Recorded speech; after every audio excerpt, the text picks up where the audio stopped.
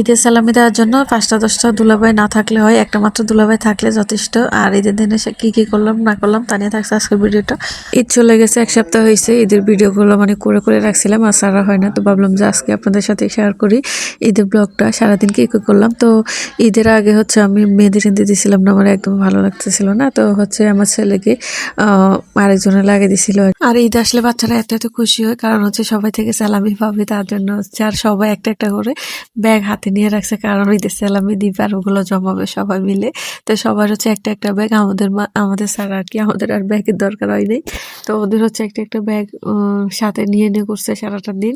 তো পাইছে অনেক, সবাই অনেক সালামি। তারপর হচ্ছে আমরা সালামি দিচ্ছি, কারণ মানে আমরা সালাম দিচ্ছিলাম সালাম পাওয়ার জন্য। তো হচ্ছে আমিও সালাম দিয়ে দিলাম, আমাকেও সালামি দিয়ে দিল। এরকম ৫টা-১০টা দুলাভাই না থাকলে হয়, একটা মাত্র দুলাভাই থাকলে যথেষ্ট।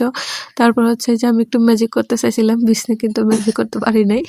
এই যে বিছানা টিছানা ঠিক করলাম। ঈদ আসলে হচ্ছে ঘর সাজানো, ঘরে মানে সাজাই গোছাই রাখানো, এটা হচ্ছে আরো বেশি আনন্দের হয়ে থাকে। তো নতুন বিছানা চাদর বিছাইলাম আমার রুমে, এই যে গোছাই টোছাই, তারপরে খাওয়া দাওয়া করে সবাই মিলে বিকেলে হচ্ছে একটু ঈদগাহে চলে গেলাম। তো সবাই মিলে এখানে হচ্ছে মানে একটু দাঁড়িয়ে আছি, খেলতেছে বাচ্চারা। এই যে টাকা নিয়ে যার যার ব্যাগ নিয়ে সবাই দাঁড়াই রয়েছে। আর এদিকে আমার বাচ্চারা হচ্ছে অনেক আনন্দ করছিল, ওখানে গিয়ে ঈদগাহে একদম প্রায় সন্ধ্যা পর্যন্ত ছিলাম আর কি। তো আমার ছেলেটা হচ্ছে কি করলো, ওর স্যালামির টাকা দিয়ে হচ্ছে একটা ফুলের টপ কিনবে বলতেছিল। আম্মা আমাকে একটা ফুলের টপ কিনে দাও, তুমি মানে অনেক সুন্দর এগুলো। তো ও হচ্ছে মানে লোকটাকে হচ্ছে টাকা সবগুলো দিয়ে দিতেছে যে আমাকে ফুলের টপ দিয়ে দেন। তো ওকে একটা ফুলের টপ কিনে দিছিলাম, মানে ওর টাকা দিয়ে, স্যালামির টাকা দিয়ে হচ্ছে ওকে একটা ফুলের টপ কিনে দিয়ে।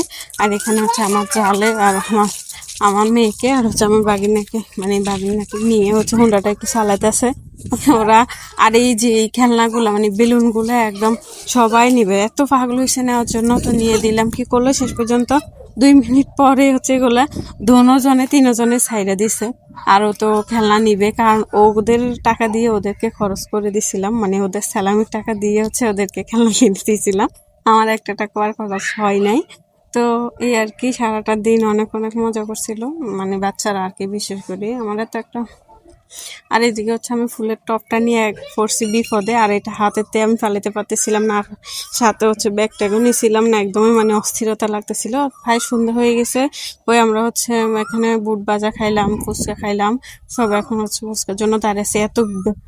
এত ভিড় হইতে কি বলবো, মানে বসার জায়গা পাচ্ছিলাম না।